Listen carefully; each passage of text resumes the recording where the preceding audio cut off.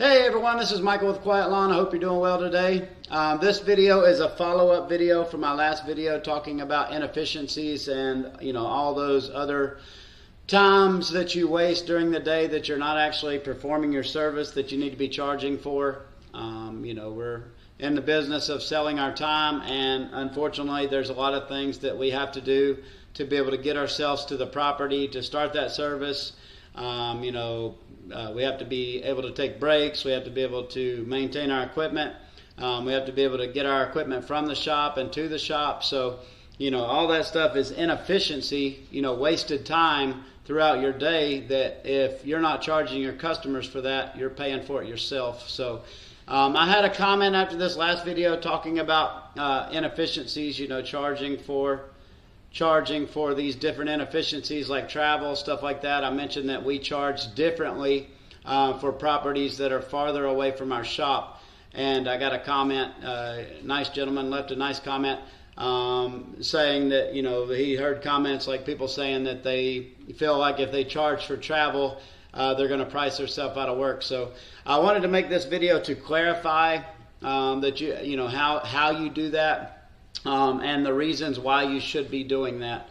Let's first off look at the reasons why you should be charging customers that are farther away more than the ones that live close by. So this will be a mowing example because that's what most people can understand, but this is universal for all services. So let's just say that you're talking about two properties that are identical.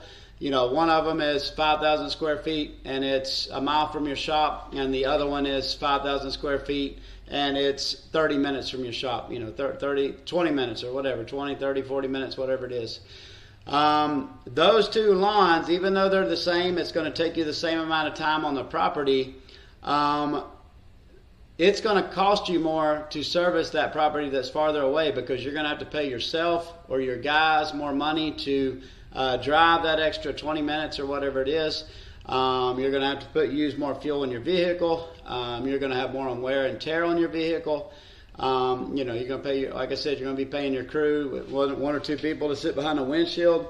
To say that both of those properties cost you the same to service isn't true. And I know, it's a big thing in the industry, especially the big boys, True Green, all these people, the big companies. Most people have a standardized pricing table where they're like, okay, 5,000 square foot lawns is going to be this much, 8,000 is going to be this much, and it doesn't really take into account travel time. That I think they do that mainly for simplicity because it's easy to price, it's easy to scale. But the way I'm going to show you and the tools we've built, I've found out ways to calculate this extra travel time in where it doesn't make that calculation, that process of calculating the pricing much more complicated. It is still as few steps as you would have just to have a table that says, this size lawn is this price. So why should you be charging customers more if they live farther away from your shop? Well, one, you're already paying that cost, as I said. You're paying your employees extra, you're paying more in wear and tear in your vehicle, you're getting less done in the day, so the routes that are going to be farther from your shop, you're going to make less revenue on those days. So you're paying for that anyways, and in reality your customers should be paying that price because it is a cost of doing business. It is a reality that it takes you more time to get to their property. You have to pay more labor, you have more cost with your vehicle, etc., etc. By charging, your effective hourly rate is consistent for all routes. So, this is a big thing. You probably notice this in your own business. If you've got, this neighborhood that's like right beside your shop, you can knock out a bunch more lawns in a day than you can with this neighborhood that's 30 minutes from your shop. And that's just because you've got all that extra time. You've got that extra 60 minutes or whatever it is of travel time that you could have mowed another 2, 3, 4 lawns, depending on your setup. So by charging for travel time and charging more to those customers that are 30 minutes away, you can balance out that difference to where you're still making the same hourly rate, whether you're mowing a property right beside your shop or 30 minutes away or whatever. Also, the third reason why you should be charging for it is because it gives better employee satisfaction, especially if they're on some kind of pay-for-performance model. Because when your employees are on pay-for-performance where they're getting a percentage of the revenue they're producing, they're just like you as the business. And when the business is making less money, they're making less money, and they notice it. So, your guys will notice, and they will be frustrated on the days that you have routes that are farther from your shop. We'd all like to have all of our routes like a mile or two from the shop, but depending on your location, that's just not possible, and you end up having routes that are sometimes 15, 20 minutes from the shop, sometimes 30. Hopefully not much more than that, depending if what your area is and where you are in business. But your employees will start to notice the days that they're able to make more money, and they will get increasingly frustrated on the days when they have routes that are farther from the shop. So if you have any kind of performance pay or whatever, they will be much happier if you charge more for those customers that are far away, because they'll still be able to make the same amount of money. They'll still, have those incentives to go fast. And what you don't want is to discourage them on those days, because, with that extra travel time, they'll never be able to, be above budgeted time. And then they stop trying on those days, and they just kind of, coast through the day on those days, and they're not very productive. So, it definitely helps out a lot with your employees, because, like I said, when you make money, they make money. The more you make, the more they make. All right. So, those are just a few reasons why you should be charging for travel time. Let's break this down. It sounds like maybe a difficult concept, but it's actually very simple. And I'll tell you how we do it as a company here in a minute. But this is how I think about pricing in travel. So here's an example. Let's just say that we have a property. Somebody calls and they want an estimate for mowing. First thing that you would do is you're going to put their address into Google Maps or whatever you use, or Waze or whatever, and you want to see how much travel time they are from your shop. So let's just say that you put it in and it's 20 minutes away. Well, first off, we're not going to charge this full 20 minutes. We're not going to charge, an extra 40 minutes of travel time to that one customer. As the comment said, nobody's going to pay you for that much travel time. The idea of this is you're wanting to build a route in that area.